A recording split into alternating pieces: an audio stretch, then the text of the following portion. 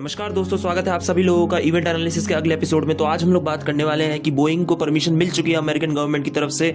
Boeing अब अपना सबसे एडवांस जो वर्जन है F-15 का, यानी कि F-15EX, उसको अब पिच कर रहा है वो इंडियन गवर्नमेंट की तरफ। उसने पहले भी इसके बारे में बातचीत करी है इंडियन गवर्नमेंट से, और अब वो फरवरी में दोबारा अपना जो एरो इंडिया शो जो होता है बेंगलुरु में, जो होगा फरवरी में, उसमें अपना शोकेस करने वाला है F-15EX को।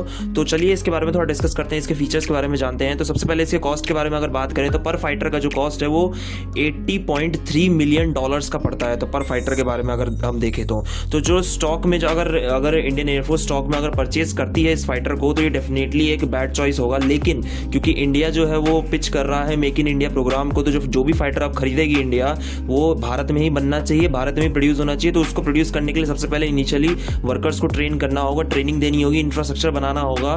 तो इन सब चीज़ों में जो कॉस्ट आएगी तो डेफिनेटली जो प्राइस है वो बहुत ज़्यादा बढ़ ही जाता है। अब उसके बारे में बात करते हैं फाइटर के बारे में। तो फाइटर जो है F-15EX, उसकी जो मैक्सिमम स्पीड है वो मार्क 2.5 तक जा सकता है। मार्क 2.5 का मतलब ये है कि साउंड की गति से 2.5 गुना तेज, साउंड की गति जो होती है 350 किलोमीटर प्रति घंटा की रफ्तार जो होती है, उससे 2.5 गुना तेज जा सकता है। और इसके पेलोड की बात करें तो ये 13.5 टन के आसपास उठा सकता है। 13.5 टन का मतलब है 13.5 टन। और ये राफेल और सुखोई, जो कि इंडियन एयरफोर्स के आज के टाइम में बहुत बड़ा इंटीग्रल पार्ट है, राफेल और सुखोई, उनसे बहुत ज़्यादा पेलोड कैरी कर सकता है। मतलब बहुत ज़्यादा तो नहीं, मतलब कंपैरेटिवली काफ़ी अच्छा पेलोड कैरी कर सकता है। अब अगर इसकी रेंज की बात करें तो ये 2200 किलोमीटर के आसपास तक जा सकता है। तो 2200 किलोमीटर की जो रेंज है, इसकी काफ़ी अच्छी रेंज है, तो काफ़ी डीपली अंदर तक पेनिट्रेट कर सकता है।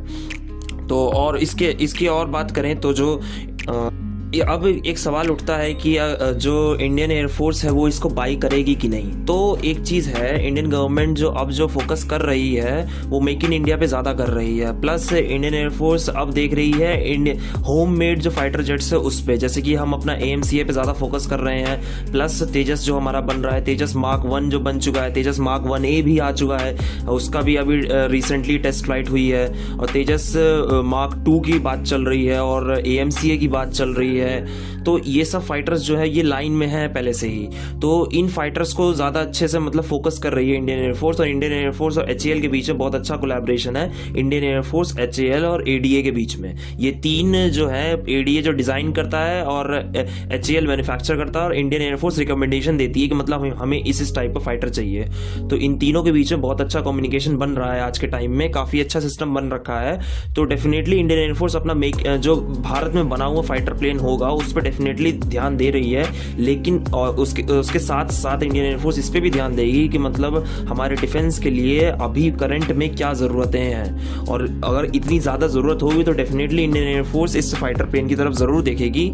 लेकिन हम ये भी जानते हैं कि जो हमारे जो एयर चीफ मार्शल हैं, एयर चीफ मार्शल जो यानी कि एयरफोर्स के जो सबसे टॉप मोस्ट हेड हैं, RKS भदौरिया, तो उन्होंने उनके अगर हिस्ट्री के बारे में देखें तो उन्होंने कई बार ये चीज़ अपने इंटरव्यू सब में कहा है कि हम मेक इन इंडिया को प्रमोट करते हैं। और वो तेजस जो हमारा जो अपना प्लेन है, अपना फाइटर प्लेन जो है तेजस, उसकी हिस्ट्री को देखें तो RKS भदौरिया ने उस फाइटर प्लेन को बहुत ज़्यादा सपोर्ट किया है। तो डेफिनेटली वो मेक इन इंडिया प्रोग्राम को कई बार कह चुके हैं, मेक इन इंडिया प्रोग्राम को वो सपोर्ट करेंगे।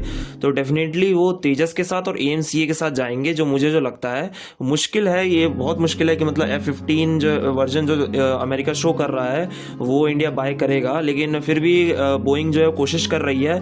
बोइंग ने अपना F-18 सुपर हॉर्नेट जो है, जो कि उसकी नेवी यूज़ करती है, उसकी एयरफोर्स यूज़ करती है, अमेरिकन एयरफोर्स और अमेरिकन नेवी, तो वो भी पिच कर रहा है। लेकिन एक सवाल उठता है कि क्या इंडिया F-18 को परचेज करेगा, F-18 या F-15EX। F-15 जो है वो बहुत पुराना फाइटर प्लेन है, मैं आपको बता देता हूँ। लेकिन F-15EX जो है वो उसका एडवांस वर्जन है। तो डेफिनेटली वो आज के टाइम में बहुत अच्छा प्लेन होगा। लेकिन F-15, और हाँ एक चीज़ और मैं बताना चाहता हूँ F-15 की जो हिस्ट्री है, हिस्ट्री के बारे में, तो F-15 जो है वो कभी भी बैटल में हारा नहीं है। जब भी उसने बैटल की है तो वो कभी भी किसी भी फॉरेन कंट्री से, किसी भी एनिमी से गिराया नहीं गया है। तो F-15 की काफ़ी अच्छी हिस्ट्री है। तो F-15 का ही ये वर्जन, एडवांस वर्जन, तो डेफिनेटली ये उसको एक एज देता है क्योंकि बैटल प्रूवन वेपन है और इंडिया जो है बैटल प्रूवन वेपन पे ही ज़्यादा ध्यान देता है। तो ये चीज़ है। तो मैंने पूरा आपको एनालिसिस बता दिया है। बाकी मुझे जो लगता है कि मतलब Indian air force definitely Indian version पे ज़्यादा ध्यान देगी। लेकिन अगर डिफेंस की बात आती है, अगर इतना ज़्यादा ज़रूरत पड़ती है तो भी